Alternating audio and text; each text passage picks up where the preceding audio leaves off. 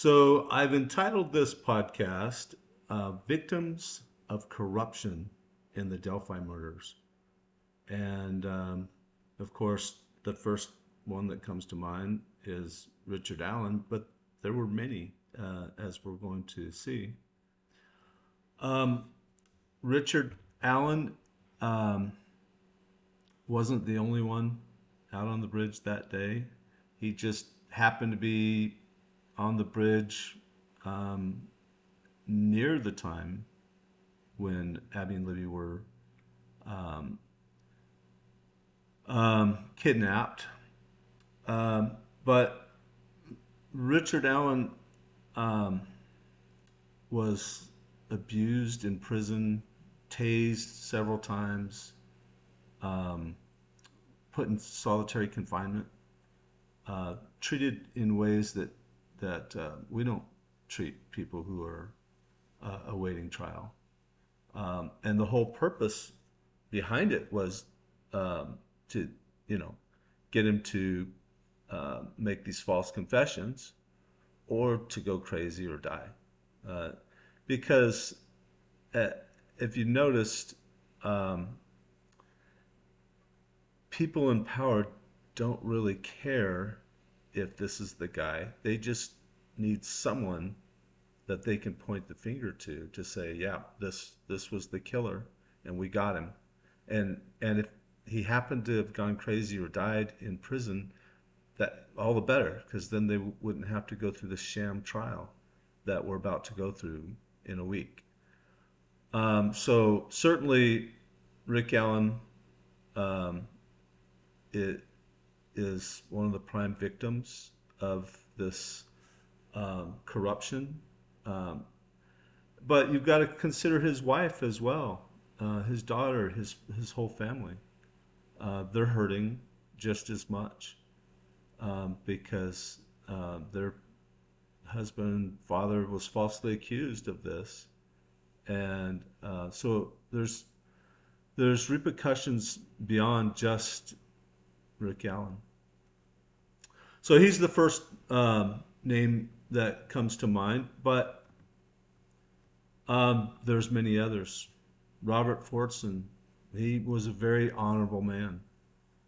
Um, he had the misfortune of having a buddy in the army that sent him some crime scene photos, and um, he trusted another person, and the other person wanted to see him, and so he passed him on, and he had a lot of regret when once he realized, these things had leaked out, and in fact, when the cops, came to interview him, they described him as worried sick because he never intended them to get out. Um, and so he, shortly after the police came knocking on his door, killed himself out of just regret for what had happened. He was a good man, and was a victim of the harassment of the Indiana State Police, for one, trying to put all this pressure on him.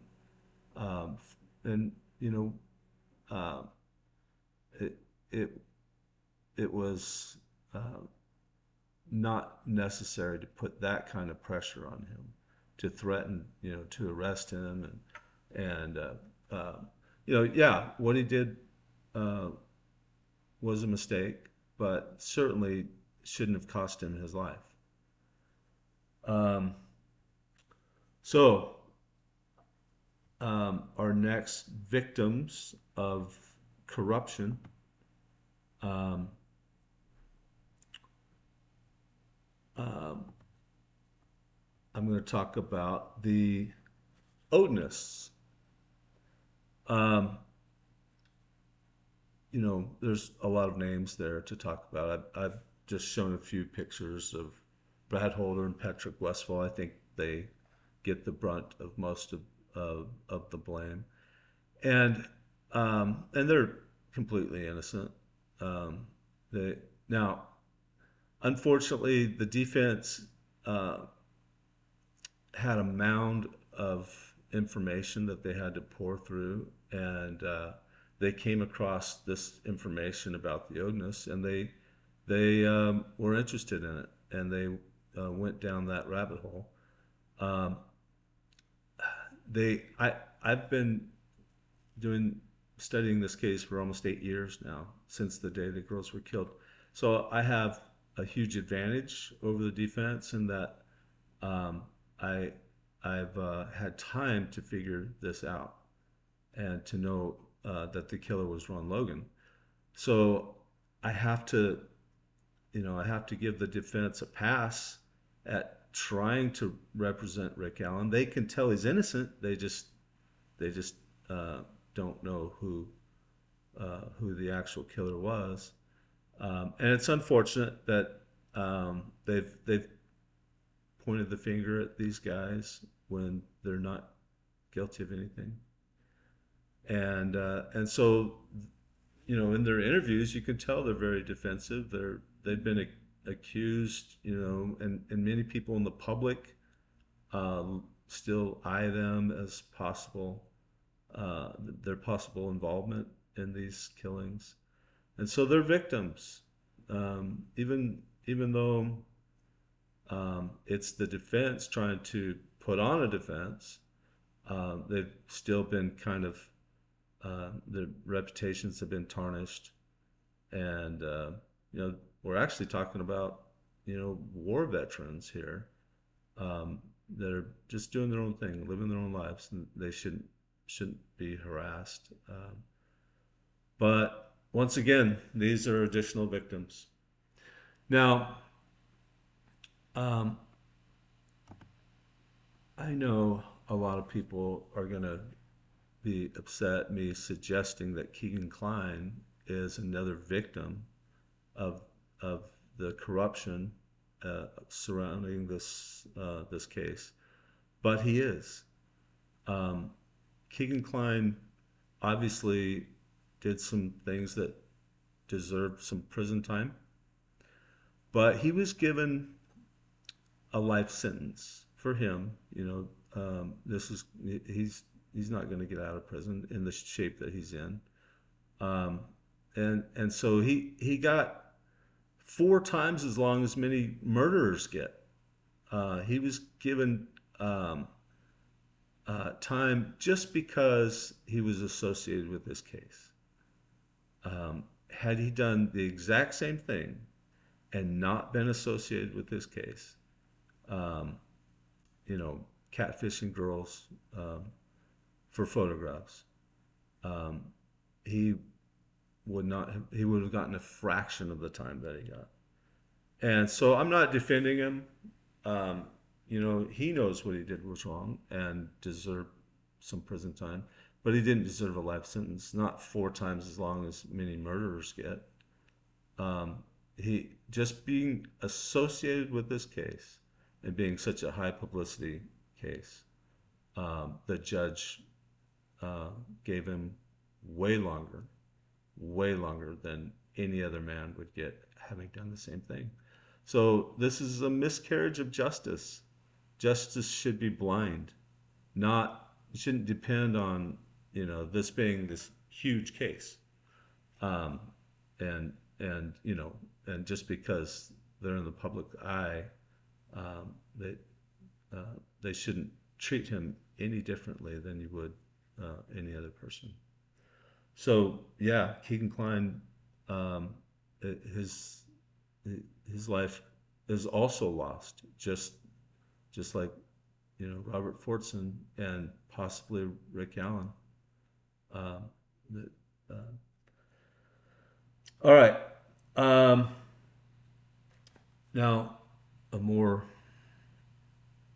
recent victim is Todd Click. Just he's in jail right now because he is associated with this case, and um, and Michelle uh, After Dark actually did a pretty good summary talking about Mike Lepper. He's the investigator, that did some digging into Todd Click's uh, previous case files. And now, why would he need to be digging into these case files? Um, it uh, and as Michelle aptly pointed out, um, he spent 32 years with the ISP, and that's why, because he worked for 32 years with Doug Carter, and this is the man behind the curtain. This is the man pulling the strings, and got his buddy. Notice Michael Lepper has a nice little emblem on his collar as well. He got highly promoted in the ISP, and so um, and it was because of his buddy Doug Carter that he feels obligated to help out. And Doug Carter um, wants this conviction. He doesn't care if Rick Allen is innocent. He's getting ready to retire, and he wants to have this notch, on his belt. Yeah, we got someone for this, and so I gave him the benefit of the doubt. I said earlier that I thought he was an honorable man that just made mistakes and was hard headed. Now I can't say that he's an honorable man. Not when he uh, not when he got his buddy to dig around dirt on Todd Click just because Todd Click was interfering with his railroading. So no, I no longer believe that Doug Carter is an honorable man. I think he's a very corrupt man, and as just added one more to the list of victims in this case. And it also makes Abby and Libby additional victims. In addition to being murdered, now through his um, ineptitude and corruption, their killer went free, Ron Logan, who's now dead and can't be prosecuted. And so yeah, add Abby and Libby to the list of additional victims because they will never have justice. Um, and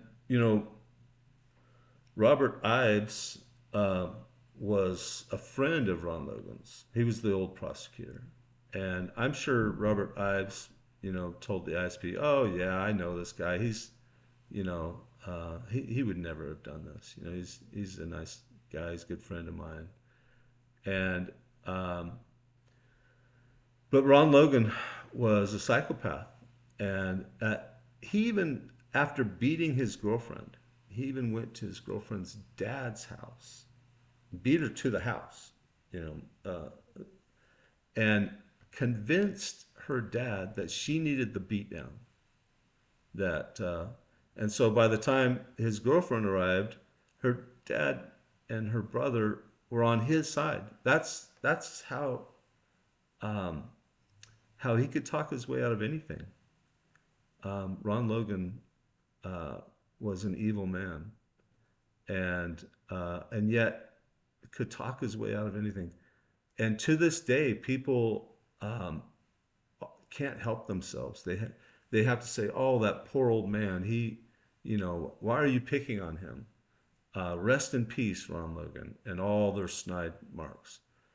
Um, Ron Logan, um, uh, to this day, people refuse to even see him as a possible killer because he was such a smooth talker and as all psychopaths are, he was very intelligent and was able to, talk his way out of anything. And all right, the next topic is Lois Gibson. Now, who is she? Lois Gibson is recorded in the Guinness Book of World Records as the most successful forensic artist. Her sketches have helped law enforcement identify more than 751 criminals. So she's a forensic artist. Um, and coincidentally, I teach forensic science right now. And I've always had an interest in forensic science. And so, but this woman has taken it to the next level. She's helped identify a lot of criminals.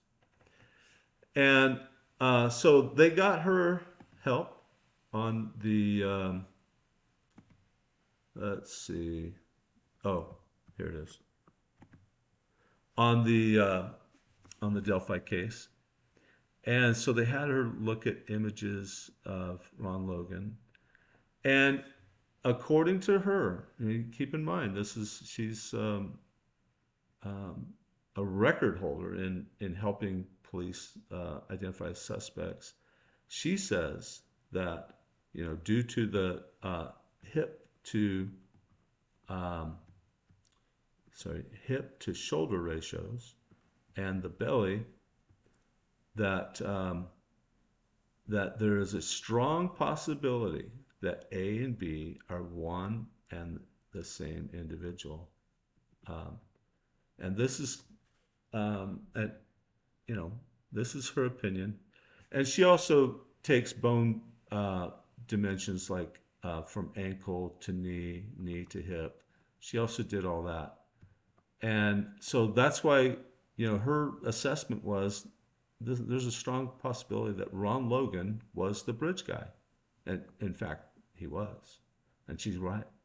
Um, Now, if you were to do the same thing with Rick Allen, there's no way she would have come up, she couldn't have come up with that same assessment with Rick Allen because they have completely different bone lengths. And so, if she's saying that there's a strong possibility that it's Ron Logan, there's no way it could have been Rick Allen because uh, the dimensions are completely different. And um, so that's her conclusion, and once again she was right, and yet that information, this came out, um, just a couple months after the murders, and the FBI knew who it was. This came out on April 20th, of, so um, 2 months after the murders, and so yeah, the FBI agreed with that assessment and pushed the ISP to uh, arrest Ron Logan, um, but because Robert Ives was friends with Ron Logan's family, and because Doug Carter was stubborn and refused to believe an older man could commit murders. Um, and, you know, they just re- refused to listen to the FBI and, um, and wouldn't arrest him. And because they had to have this solved, but they refused to arrest the actual killer. We've got to find somebody, and that fell on Richard Allen. All right. Um, Now, this is kind of interesting to me. Now, Fig Solves, I'm sure most people know who he is. He put out a video. This was his first big video that got him kind of some notoriety, and he put out this video that shows Ron Logan at the transfer station on the day of the murders. And, um, he had this, timestamp um, on the video that supposedly showed it being on the day of the murders. And his intent was to point out, look, it can't be Ron Logan because look, Ron's wearing something different. He's wearing, different clothes.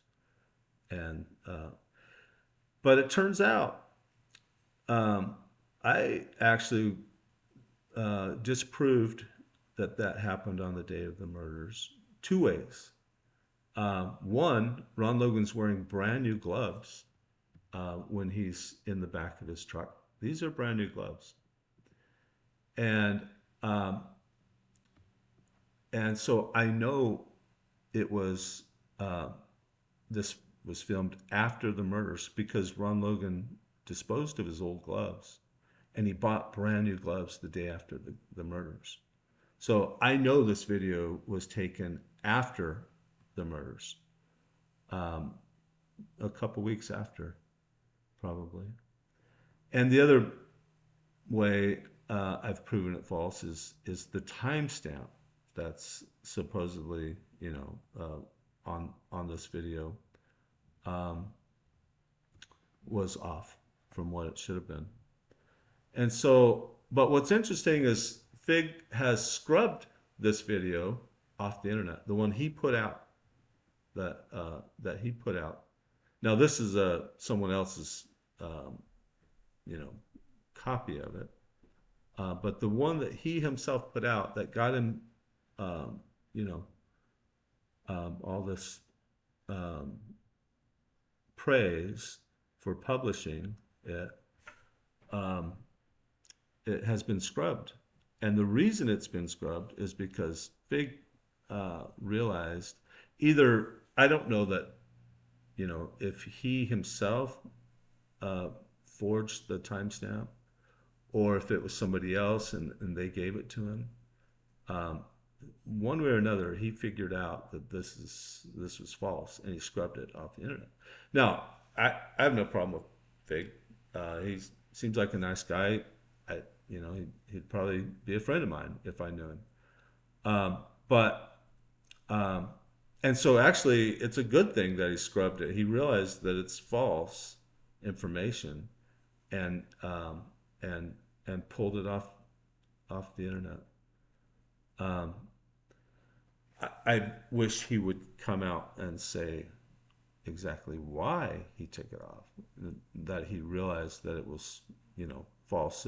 That someone had doctored it and given it to him, and he realized it was false. And and so I think that would be honorable if he did that.